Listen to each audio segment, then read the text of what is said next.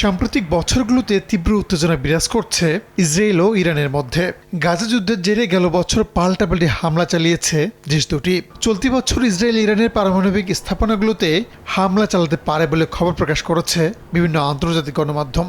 রোববার বিষয়টিকে আর একটু উস্কে দিয়েছেন ইসরায়েলের প্রধানমন্ত্রী বেনিয়ামিন নেতানিয়াহু। মার্কিন পররাষ্ট্রমন্ত্রীর সঙ্গে যৌথ সংবাদ সম্মেলনে যুক্তরাষ্ট্রের প্রেসিডেন্ট ডোনাল্ড ট্রাম্পের সমর্থনে ইরানের বিরুদ্ধে শেষ আঘাত হানতে প্রস্তুতির ঘোষণা দেন তিনি।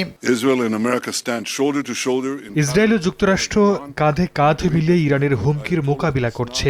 গেল 16 মাসে তেল আবিব তেহরানের সন্ত্রাসী কার্যক্রমের বিরুদ্ধে শক্তিশালী আঘাত এনেছে। আমি নিশ্চিত প্রেসিডেন্ট ট্রাম্পের নেতৃত্বে আমরা আমাদের লক্ষ্য পূরণ করব।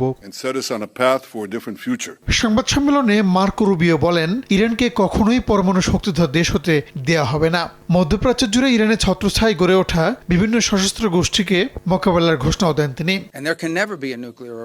ইরানকে কোনোদিন পারমাণবিক ক্ষমতাধর দেশ হতে দেয়া হবে না। হামাস, হিজবুল্লাহ, সিরিয়া কিংবা ইরাকি মিলিশিয়াদের পেছনে একটি সাধারণ শক্তি রয়েছে, আর তা হলো ইরান। এই শক্তিকে অবশ্যই মোকাবিলা করতে হবে। এদিন ইসরায়েলের প্রেসিডেন্টের সঙ্গেও বৈঠক করেন মার্কিন পররাষ্ট্রমন্ত্রী। মধ্যপ্রাচ্য জুড়ে অস্থিরতার জন্য ইরানকেই দায়ী করেন তিনি। যদিও এখন পর্যন্ত কোনো প্রতিক্রিয়া জানায়নি তেহরান।